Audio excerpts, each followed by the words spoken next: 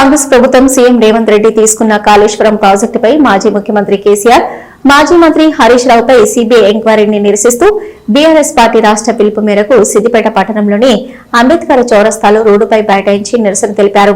Kaleshwaram project ద్వారా రైతులకు నీళ్లిచ్చినందుకు CBI enquiry చేస్తున్నారని బీఆర్ఎస్ నాయకులు పాల సాయిరాం, మాజీ మున్సిపల్ చైర్మన్ రాజనర్సు ప్రశ్నించారు.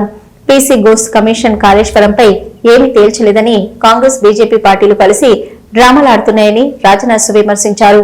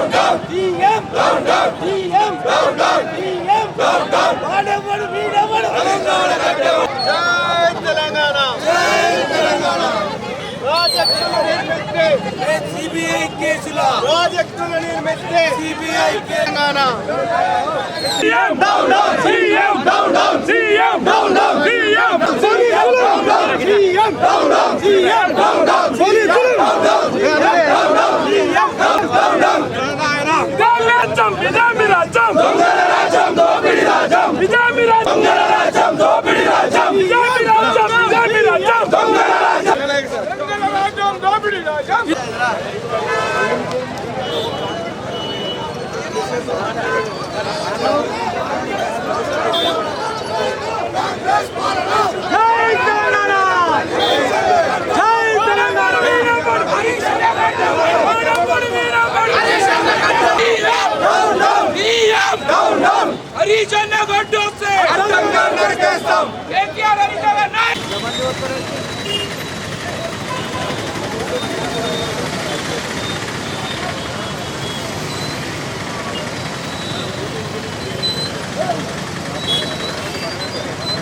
ఈరోజు బీఆర్ఎస్ పార్టీ రాష్ట్ర పిలుపు మేరకు సిద్దిపేట పట్టణంలో కాళేశ్వరం ప్రాజెక్టు నిండైన ప్రాజెక్టు దానికి ప్రభుత్వం వ్యతిరేకంగా నిరసనగా ఈనాడు ధర్నా చేయడం జరిగింది.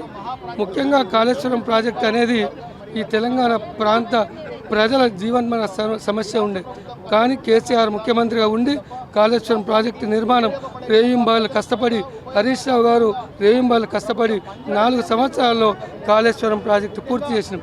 ఆ కాళేశ్వరం ప్రాజెక్టు మొత్తం కాస్తే 96,000 కోట్లు, కానీ ప్రభుత్వం చేస్తున్నట్టు ఆరోపణ 1,00,000 కోట్ల అవినీతి జరిగిందని ఇటు కేసీఆర్ మీద బీఆర్ఎస్ పార్టీ నాయకుల మీద ఆరోపణలు చేస్తూ ఉన్నారు. అది శుద్ధ తప్పు.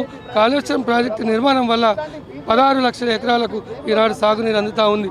దాంతోపాటు సుమారు 40 మున్సిపాలిటీలకు తాగునీరు వస్తూ ఉంది కాళేశ్వరం ప్రాజెక్టు నిర్మాణం వల్ల.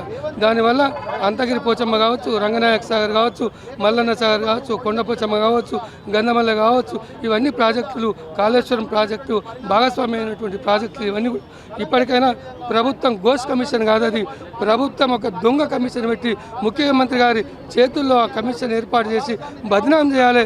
ఇవాళ బీఆర్ఎస్ పార్టీని బదనాం చేయాలి, కేసీఆర్ను బదనాం చేయాలి, హరీష్ రావును బదనాం చేయాలని ఒక కుట్రతోటి చేస్తూ ఉన్నారు. నిజంగా నీకు చిత్తశుద్ధి ఉంటే అసెంబ్లీలో చర్చ పెట్టాలి. అసెంబ్లీలో ఏదైతే 600 పేజీలు ఒక బుక్ తయారు చేసి దాన్ని ఒక దొంగ బుక్ తయారు చేసి దొంగ గోష్ కమిషన్ తయారు చేసి చర్చ పెట్టలే. మరి 10 మంది ఒక్క మంత్రికి ఒక ప్రతిపక్ష నాయకుడికి 10 మంది మంత్రులు అడ్డం వచ్చింది. దాని మీద చర్చ పెట్టాలి. సిబిఐ దర్యాప్తు కాదు. నిజంగా నీకు చిత్తశుద్ధి ఉంటే ప్రజలతో దర్యాప్తు చెప్పి ప్రజాక్షేత్రంలో కొట్లాడు, ప్రజలతో దర్యాప్తు చేపించుకోగాని దొంగ బుద్ధులు పెట్టి ప్రభుత్వం కపట నాటకం ఆడుతూ ఉంది. కాళేశ్వరం అనేది జీవన్మరణ సమస్య, తెలంగాణ ప్రజల యొక్క ఆశా జ్యోతి అది అని తెలియజేస్తూ ఇప్పటికైనా ప్రభుత్వం తప్పుడు ప్రచారం చేయొద్దు. తప్పుడు ప్రచారంతో నీకు తప్పకుండా తెలంగాణ ప్రజలు నీకు బుద్ధి చెప్తారని కూడా ఈ సందర్భంగా తెలియజేస్తా ఉన్నాం. ఈరోజు తెలంగాణ జీవధార అయినటువంటి కాళేశ్వరం మీద ఆల్రెడీ రాష్ట్ర ప్రభుత్వం ఇటు సమయాన్ని ప్రజాధనాన్ని ఇప్పటికే ఖరాబ్ చేసి ఒక అనవసరమైన PC Ghosh commission enquiry commission వేసి దాన్ని ఇటువంటి అక్కడ ఆధారాలు కానీ పీసీ కమిషన్ వేసి ఏం పీకింది పొడిచింది ఏం లేదు. అది మనం చూస్తూనే ఉన్నాం. పీసీ ఘోష్ కమిషన్ అనేది ఇటు చట్టసభలో నిలబడలేదు, అటు కోర్టులో నిలబడలేదు, ప్రజాక్షేత్రంలో కూడా నిలబడలేదు. ఈ విషయాన్ని గమనించి ఎన్నికల ముందు నుంచి కూడా ఈ తెలంగాణ జీవధార అయినటువంటి కాళేశ్వరం మీద అనవసరమైనటువంటి అర్థం లేని ఆధారం లేని ఆరోపణలు చేస్తూ తెలంగాణ సమాజంలో పల్చనైనటువంటి ఈ రాష్ట్ర ప్రభుత్వం విధి లేని పరిస్థితులలో ఏం చేయాలనో అర్థం కాకుండా ఈ పీసీ ఘోష్ కమిషన్ కూడా ఎలాంటి ఒక నిర్ణయానికి రాకుండా తెలంగాణ సమాజంలో చులకనైతామన్న ఒక అభద్రతా భావంతో తెలంగాణ ప్రజలకు ఏం సమాధానం చెప్పాలనో తెలియని ఒక ఆత్మరక్షణలో పడి ముఖ్యమంత్రి గారు కాంగ్రెస్ పార్టీ సిబిఐకి ఇచ్చింది. సిబిఐ అంటే ఏందండి? కాంగ్రెస్ బీజేపీ కలిసిన ఇన్వెస్టిగేషన్. అంటే ఈ 2 జాతీయ పార్టీలు ఇటు తెలంగాణ ప్రాంతం మీద రాష్ట్రం మీద ఎంత అక్కస్తో ఉన్నాయో తెలంగాణ సమాజం కూడా గమనించాలి. దీంట్లో ఇంకో కుట్ర కూడా ఉన్నది. ఈ కాళేశ్వరంను బదనాం చేస్తే ఈ మన ముఖ్యమంత్రి రేవంత్ రెడ్డికి కాలేజీ చెప్పినటువంటి చంద్రబాబు నాయుడు అక్కడ బనకచెర్ల కట్టుకోవడానికి ఈజీ అయిపోతుంది. కాళేశ్వరం నికర జలాల సమస్యనే ప్రశ్నార్థకమైతే అప్పుడు బనకచెర్ల ప్రాజెక్టు ఈజీ కావడం కోసం అటు మోడీ డైరెక్షన్ చంద్రబాబు డైరెక్షన్లో పనిచేస్తూ ఆయనకు బడి చెప్పిన దగ్గర ఈ కాలేజ్ చెప్పిన దగ్గర మార్కులు కొట్టేయడం కోసం తెలంగాణ ప్రయోజనాలను పణంగా పెట్టడం కోసమే ఇది కుట్ర. కాబట్టి ఆ కుట్రపూరిత లక్ష్యంతోనే ఈ కాళేశ్వరం మీద కేసీఆర్ మీద హరీష్ రావు మీద మొదటి నుంచి ఒక ఆధారం లేని దాడులు చేస్తూ ఈ రేవంత్ రెడ్డి ప్రభుత్వం అక్కర లేని అర్థం లేని కమిషన్లను సిబిఐను మనం ఏర్పాటు చేయడం దీన్ని తెలంగాణ సమాజం అంతా కూడా ఖండించాలని, ఇట్లాంటి కుట్రపూరితమైనటువంటి కమిషన్లను సిబిఐకి అప్పచెప్పినందుకు ఇటు రాష్ట్ర ప్రభుత్వం ముఖ్యమంత్రి తెలంగాణ సమాజానికి బేషరతుగా క్షమాపణ